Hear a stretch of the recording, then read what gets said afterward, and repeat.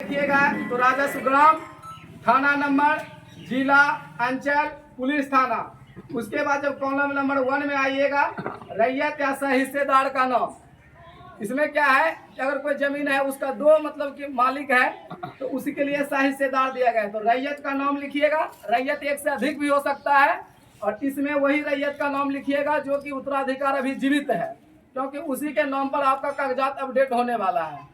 खतियानी जमीन भी जब आपका है तो इसमें जो भरिएगा खतियानी जमीन का डिटेल आप लगाइएगा उसमें, लेकिन भरना उसी का नाम है जो अभी आप वर्तमान में जीवित हैं, ताकि आपके नाम पर जो आपका पूर्वज का जमीन है ट्रांसफर हो जाए, आपके नाम पर उसका कागजात अपडेट हो जाए। पहला पेज है रैयत का नाम, दूसरा है अस्थाई पता, उसके बाद है खाता, उसके बाद होगा खेसरा। खाता और खेसरा नया पुराना होगा, दोनों इसमें आप दे दीजिएगा। उसके बाद है चौहद्दी, रकबा।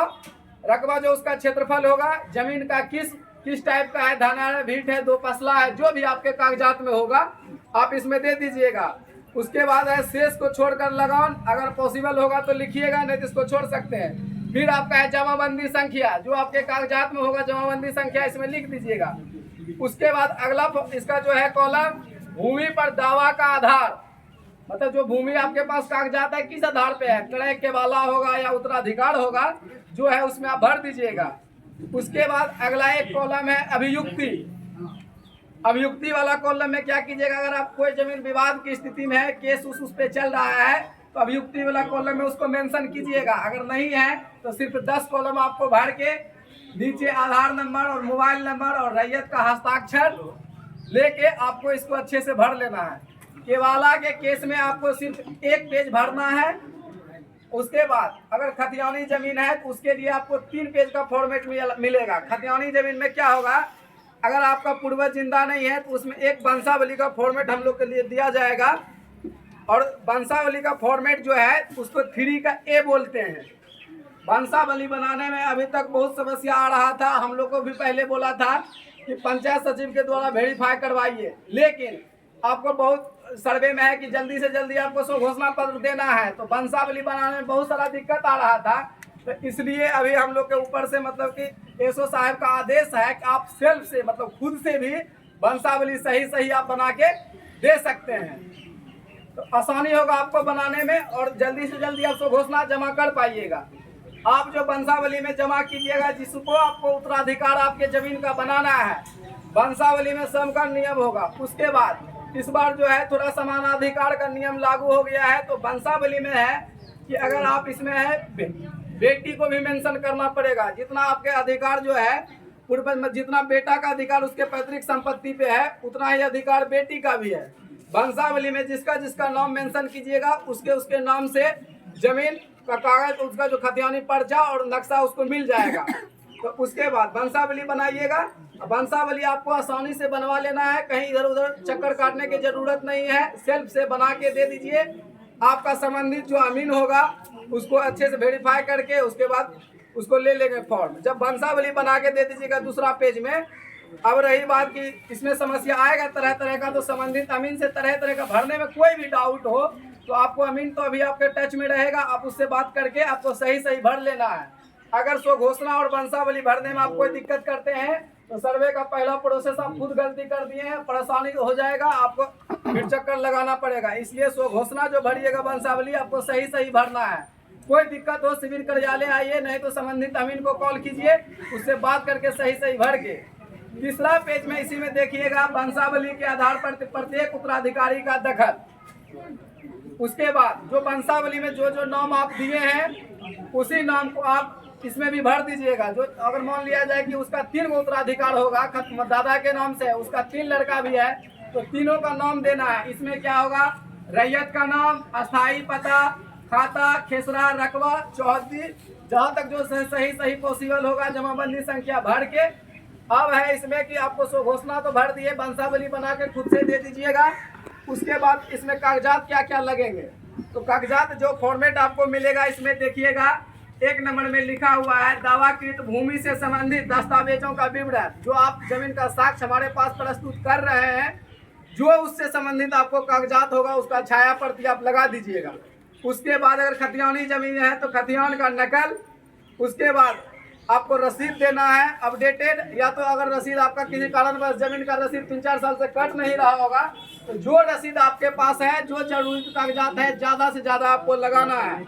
उसके बाद खतियानी जमीन के केस में यदि बोल रहा है रैयत का मृत्यु प्रमाण पत्र अगर बनाने में सक्षम है, पहले से बना हुआ है, तो आप उसको जमा कर दीजिए। अगर बनाने में कोई तरह का दिक्कत हो रहा है तो सरपंच साहब से उसको लेटर पेड पर वेरीफाई करवा के आप जमा कर दीजिएगा।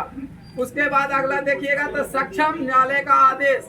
अगर किसी केस पे, किसी जमीन पर विवाद का स्थिति होगा, केस चल रहा होगा, अगर उसका सर्वे करवाना है तो उसका जो आदेश होगा उस न्यायालय का, जो आदेश जहाँ आप केस किए हैं तो उसका कोई रिजल्ट आया होगा तो उसमें आपको लगा देना है। उसके बाद आधार कार्ड और वोटर आईडी, मोबाइल नंबर और आधार इसमें लिखना कंपलसरी कीजिएगा। इतना ही स्व घोषणा और वंशावली भरना है आपको। और जब स्व घोषणा भर दीजिएगा, वंशावली बना के आप दे दीजिएगा, तो आगे का जो काम होगा उस सर्वे कर्मी का काम है वो आगे आप करेंगे। दूसरी बात, जब आप स्व घोषणा भर दिए, वंशावली बना के दे दिए, जो आपका कागजात था लगा के दे दिए, पहला वाला जो पेज स्व घोषणा भरिएगा, जब आप इसका 2-2 पेज लगाना है अगर अलग अलग भर रहे हैं। जब हमारे सिविल कार्यालय में आप जमा करने आइएगा तो एक पेज आपको रिसीविंग के तौर पर लौटा देंगे और एक आपका रख लेंगे वहाँ पे। इसलिए जो प्रपत्र 2 जो होगा शुरू वाला पेज, उसको 2 भरना है। उसके बाद जब इसको भर लीजिएगा तो ये भरने के बाद क्या होगा, फिर संबंधित अमीन का आगे का जो काम है, अगला काम इसमें क्या होगा, जब प्रपत्र 2 आप दिए हम लोग उसको ऑनलाइन एंट्री करेंगे। दूसरी बात, अगर आप स्व घोषणा पत्र खुद से ऑनलाइन करने में सक्षम हैं तो आप खुद से भी कर सकते हैं। उसके बाद संबंधित अमीन से बात कीजिएगा कैसे वो ऑनलाइन होगा, खुद से उससे बात करके करवा लीजिएगा। अगर किसी कारणवश आप ऑनलाइन करने में असक्षम है, आपसे नहीं हो पाता है, तो फिर संबंधित अमीन से आप कांटेक्ट कीजिए या हमारे सिविल कार्यालय आइए, वहाँ आप जमा कर दीजिए। अब खुद से करना है खुद से कर लीजिए, हमारे पास जमा करना है तो हमारे पास जमा कर दीजिए, हम उस सब का ऑनलाइन करेंगे। उसके बाद ये हो गया स्व घोषणा, ठीक है। उसके बाद क्या है, स्व घोषणा जब वंशावली पे बना के दे दिए, स्व घोषणा बना दिए, उसके बाद जब यहाँ हो जाएगा तो आगे का काम होगा किश्तवाड़ का।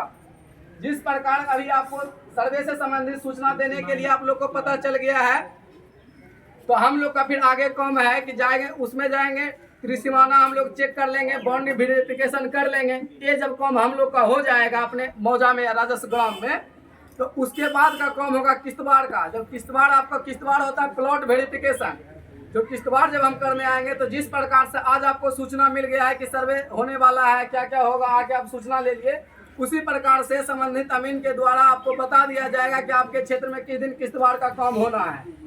जिस दिन किश्तवाड़ का काम होगा, रैयत का प्रथम जिम्मेवारी है कि जब प्लॉट वेरिफिकेशन एक एक करके संबंधित अमीन आपके प्लॉट पे जाएंगे तो रैयत वहाँ पर उपस्थित रहेंगे और आपके मौजूदगी में आपके जमीन का किश्तवाड़ होगा, जो उसको चेक आउट करना होगा, वेरीफाई करना होगा। नहीं रहने दीजिए, सबको सूचना सबको जरूरी है। उसके बाद क्या है, किश्तवाड़ जब होगा तो आप लोग प्लॉट पे उपस्थित रहिएगा।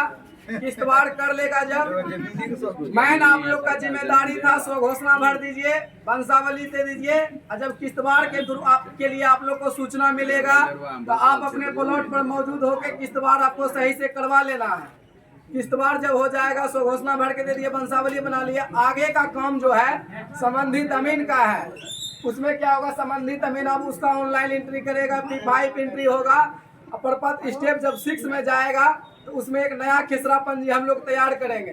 देखिए, प्लॉट वेरिफिकेशन और किश्तवाड़ हम लोग क्यों करने आएंगे, सुनिए। अभी जो क्या है वो आपके पूरे क्षेत्र का एरियल फोटोग्राफी के माध्यम से हवाई जहाज के द्वारा या ड्रोन के द्वारा पूरे क्षेत्र का एक मैप तैयार कर लिया गया है।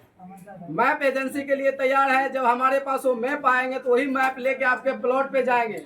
अब प्लॉट वेरिफिकेशन के टाइम, किश्तवाड़ के टाइम आपको वहाँ उपस्थित रहना इसलिए जरूरी है कि जब वहाँ पर आए, मतलब जब ड्रोन एरियल मतलब हवाई जहाज या ड्रोन के द्वारा जो फोटो आपके जमीन का खींचा हुआ होगा, मान लिया जाए कि अब धान का खेती उस टाइम हो रहा होगा और पानी उनी उसमें पटवन करवाने के लिए उसमें 4 गुआर आप बनाए होंगे, तो जो ड्रोन है एरियल फोटोग्राफी के द्वारा जो आपके खेत का फोटोग्राफी हुआ है वो 4 फोटो लेके गया होगा या जितना आप बनाए होंगे, तो जब प्लॉट पे हम लोग जाएंगे आप मौजूद रहिएगा, तो उस टाइम संबंधित अमीन को आप बताइएगा कि आपके मैप में जो 4 प्लॉट इसमें दिखा रहा है वो चारों प्लॉट मेरा ही है, और उस टाइम हम मैप को क्रॉस करके उसको एक कर देंगे। अगर प्लॉट पर आप उपस्थित नहीं रहिएगा तो उसको हम खसरा नंबर 1, 2, 3, 4 करके चल जाएंगे, सर्वे यही गलती हो जाएगा। इसलिए प्लॉट वेरिफिकेशन के टाइम सबका रहना बहुत जरूरी है, तब सही सर्वे हो पाएगा। उसके बाद 6 एंट्री हम लोग कर लेंगे, नया खेसरा पंजी तैयार कर देंगे। स्टेप 7वां जैसे होगा वो ऑटोमेटिक कंप्यूटर जनरेटेड होता है। जो डिटेल आपका हम लिए हैं 6 में उसको हम जमा किए हैं। आप जो कागजात दीजिएगा, एक आदर्श पंजी खाना पूरी होगा, आपका कागजात लेके हम लोग बुलाएंगे। उसके बाद उससे क्रॉस वेरीफाई करके चेक करके जो नया स्टेप 6ठा में हम लोग तैयार करेंगे नया खेसरा पंजी, 7वां उसी में ऑटोमेटिक कंप्यूटर जनरेटेड है। उसके बाद 7वां स्टेप में आपको एक खतियानी पर्चा और एक LPM जो लैंड पार्सल मैप जो आपके जमीन का नक्शा होगा आपको मिल जाएगा। सर्वे जैसे आपको खतियानी पर्चा और LPM मिला तो आपका जमीन का सर्वे हो गया। उसके बाद ग्राम सभा लगा के आपके क्षेत्र में संबंधित अमीन जो है खतियानी पर्चा और नक्शा आप लोग को दे देगा। उसके बाद यहाँ तो सर्वे कंप्लीट हो गया, लेकिन आप लोग को उसको ध्यान पूर्वक अच्छे से देख लेना है कि जो आप डिटेल्स घोषणा पत्र में दिए थे उतना ही आपको खतियानी पर्चा बना है कि नहीं बना है। अगर उसमें कोई तरह का त्रुटि पाया गया, मान लिया जाए कि आप खुद से ऑनलाइन किए उसी में त्रुटि हो गया, या संबंधित अमीन अगर उससे किया उससे भी त्रुटि हो, किसी कारण बस कोई भी त्रुटि या गलती होता है उसमें, तो 8वां स्टेप यही है, उसमें आप उसमें आपत्ति दीजिए। आपत्ति देने के लिए हमारे सिविल कार्यालय आएंगे, वहाँ क्लर्क होंगे, उससे आपको जो फॉर्मेट देना होगा आपत्ति के लिए देगा। आप आपत्ति भर के दीजिएगा, कहाँ आपत्ति हुआ, क्या गलती हुआ, उसमें आप लगाइएगा कागजात। उसी टाइम आपको रिसीविंग दिया जाएगा और सुनवाई का आगे डेट दिया जाएगा। और आगे का जो सुनवाई होगा वो हमारे कानून को मैम जो है प्रीति मैम इसके देख रेख में होगा, और उसके लिए आपको डेट बता दिया जाएगा। जब सुनवाई होना होगा तो संबंधित अमीन रैयत जो आप हैं और जो कानून को मैम है इसके देख रेख में उसका सुधार में जो भी उसमें करेक्शन करना होगा, जो चेंजेस का जरूरत होगा चेंजेस करके 12वां स्टेप आपको फिर से उसको फाइनलाइज करके आपको पर्चा LPM मिल जाएगा। जब मिल जाएगा तो मैं देखिए 7वां स्टेप तक में 90% जमीन का सर्वे ठीक ठाक हो जाएगा। 2-4-10% जो बचेगा उसमें एरर और त्रुटि का समस्या आएगा। तो जब आप आपत्ति दूसरा बार दीजिएगा तो उसको फिर से हम रीचेक करेंगे, जहां सुधार का स्थिति होगा सुधार करेंगे। उसके बाद फिर से जब फाइनलाइज करके अगला स्टेप आपको देंगे, जब आपको जमा करके आप खतियानी पर्चा LPM में सुधार करके देंगे तो फिर आपका सर्वे हो गया। उसके बाद भी 1-2% रह जाएगा कि फिर भी त्रुटि रह जाएगा। जब फिर त्रुटि रह जाएगा तो 14 में एक बार फिर आप आपत्ति डालिए। इस बार जब आपत्ति आप डालिएगा तो इस बार जो आपका सुनवाई करेंगे संबंधित अमीन होंगे, संबंधित रैयत रहेंगे, कानून को मैम और ASO साहब रहेंगे।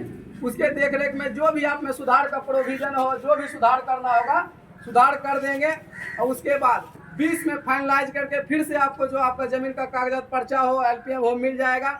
उसके बाद भी आपको आपत्ति होता है तो 21 में फिर से आप दावा करिए, सुनवाई करके 22 में फाइनलाइज करके आपको दे दिया जाएगा। तो कुल मिला के सर्वे जो आपके जमीन का जो बांस का हो, खेत का हो, किसी का हो 22 स्टेप में होना है। लेकिन आप लोग को 22 स्टेप जानने का जरूरत नहीं है, सिर्फ आप इतना जानिए जितना आपका जिम्मेवारी है। आप अपना जिम्मेवारी ईमानदारी पूर्वक निभा लीजिए। आगे का जो भी काम है हम लोग पे छोड़ दीजिए, हम लोग भी अपना काम कर लेंगे, आप लोग अपना काम कर लीजिए, सर्वे सफल हो जाएगा। उसके बाद सर्वे सफल हो जाएगा तो आपको जो अब सवाल पूछना है, जमीन से संबंधित बहुत समस्या है, उन्हीं सबको दूर करने के लिए सर्वे हो रहा है। तो आप लोग को मूल रूप से अगर अभी कोई सवाल पूछना चाहिए तो कि स्व घोषणा में अगर कोई दिक्कत है, वंशावली में कोई दिक्कत है, या जमीन से संबंधित कोई भी समस्या है तो हमारे ASO साहब हुए, कानून को मैम है, संबंधित अमीन भी हम लोग यहाँ पर 3 हैं।